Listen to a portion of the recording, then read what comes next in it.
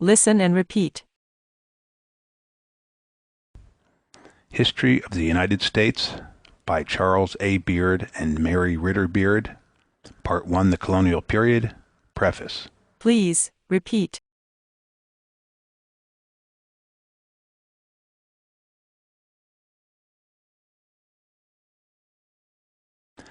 As things now stand, the course of instruction in American history in our public schools embraces three distinct treatments of the subject. Three separate books are used. Please, repeat.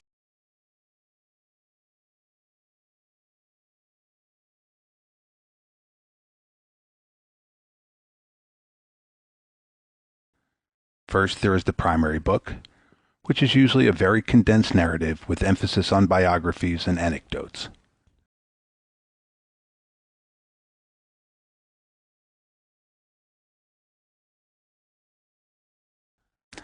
Second, there is the advanced text for the 7th or 8th grade, generally speaking, an expansion of the elementary book by the addition of 40 or 50,000 words. Please, repeat.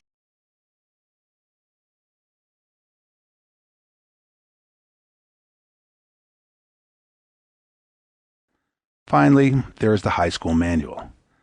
This too ordinarily follows the beaten path, giving fuller accounts of the same events and characters.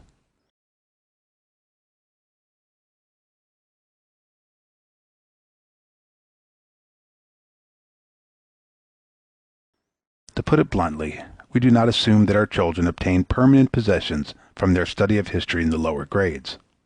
Please, repeat.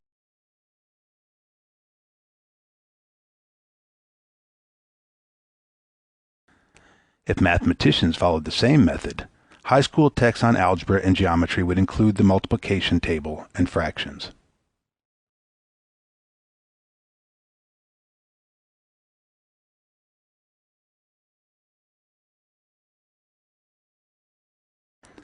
There is, of course, a ready answer to the criticism advanced above. It is that teachers have learned from bitter experience how little history their pupils retain as they pass along the regular route.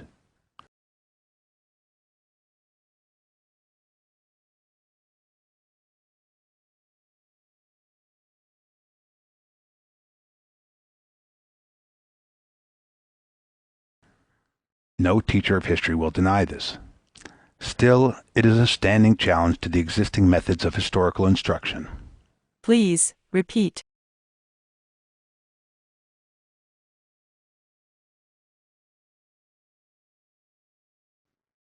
If the study of history cannot be made truly progressive, like the study of mathematics, science, and languages, then the historians assume a grave responsibility in adding their subject to the already overloaded curriculum.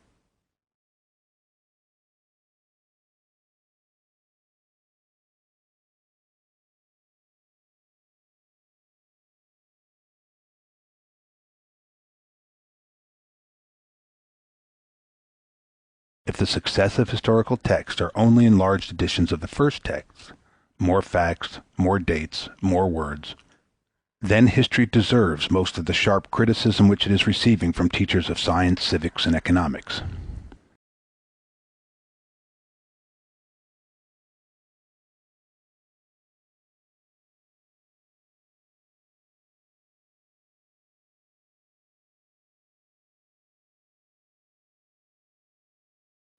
In this condition of affairs, we find our justification for offering a new high school text in American history. Our first contribution is one of omission. The time-honored stories of exploration and the biographies of heroes are left out. Please, repeat.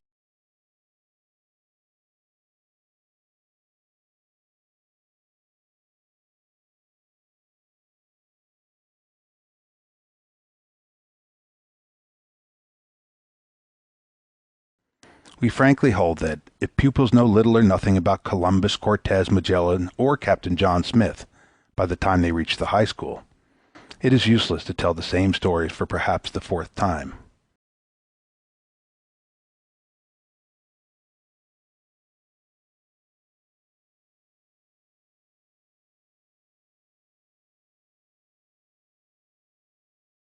It is worse than useless. It is an offense against the teachers of those subjects that are demonstrated to be progressive in character.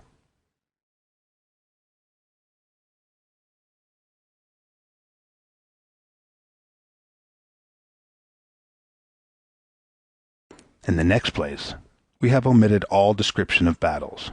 Our reasons for this are simple. The strategy of a campaign or of a single battle is a highly technical, and usually highly controversial, matter about which experts differ widely. Please, repeat.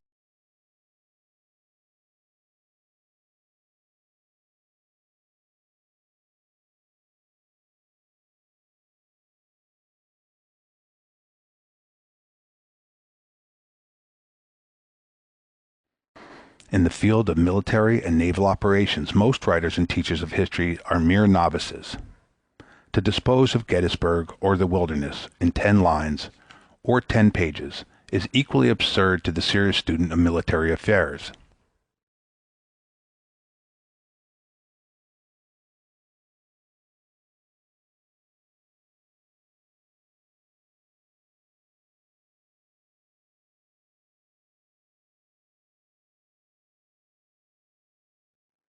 Anyone who compares the ordinary textbook account of a single Civil War campaign with the account given by Ropes, for instance, will ask for no further comment.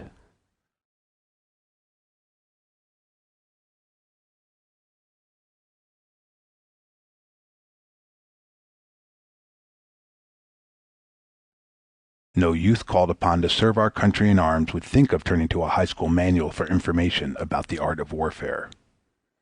The dramatic scene or episode, so useful in arousing the interest of the immature pupil, seems out of place in a book that deliberately appeals to boys and girls on the very threshold of life's serious responsibilities. Please, repeat.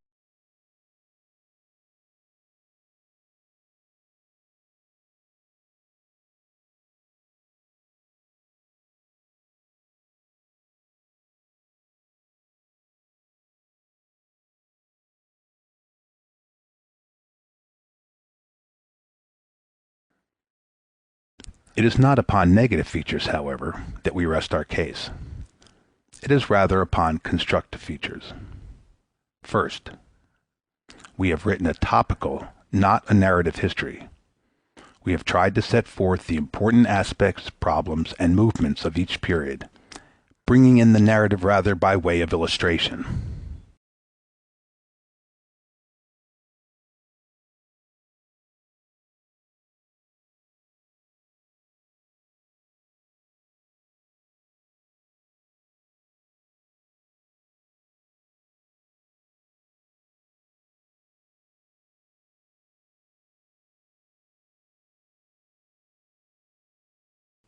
Second, we have emphasized those historical topics which help to explain how our nation has come to be what it is today.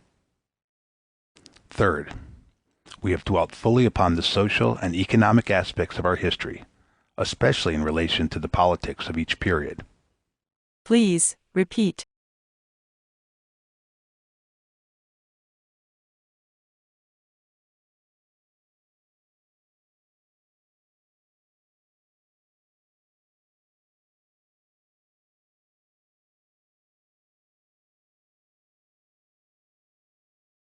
Fourth, we have treated the causes and results of wars, the problems of financing and sustaining armed forces, rather than military strategy. These are the subjects which belong to a history for civilians. These are matters which civilians can understand, matters which they must understand, if they are to play well their part in war and peace.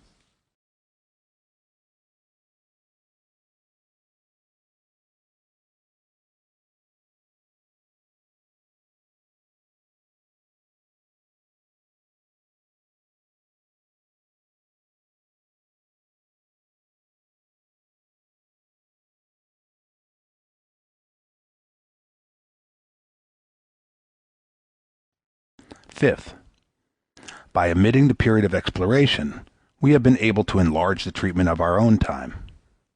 We have given special attention to the history of those current questions which must form the subject matter of sound instruction in citizenship.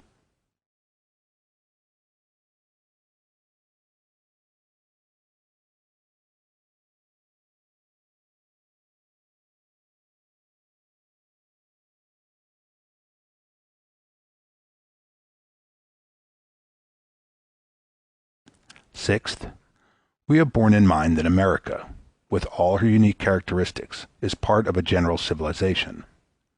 Accordingly, we have given diplomacy, foreign affairs, world relations, and the reciprocal influence of nations their appropriate place. Please, repeat.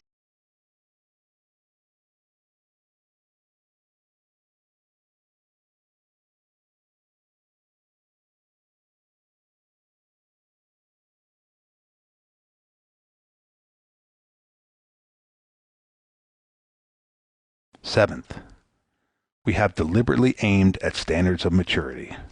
The study of a mere narrative calls mainly for the use of the memory. We have aimed to stimulate habits of analysis, comparison, association, reflection, and generalization.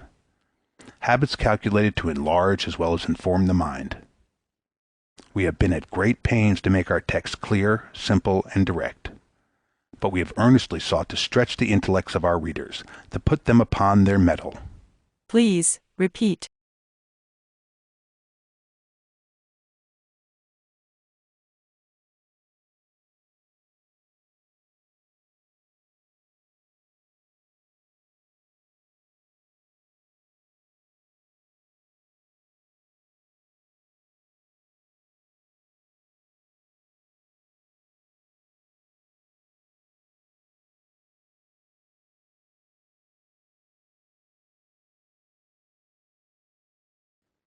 Most of them will receive the last of their formal instruction in the high school.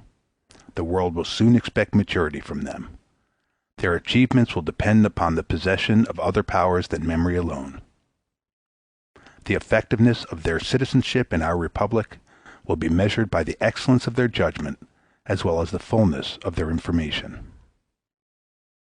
CAB, MRB, New York City, February 8th, 1921. End of preface.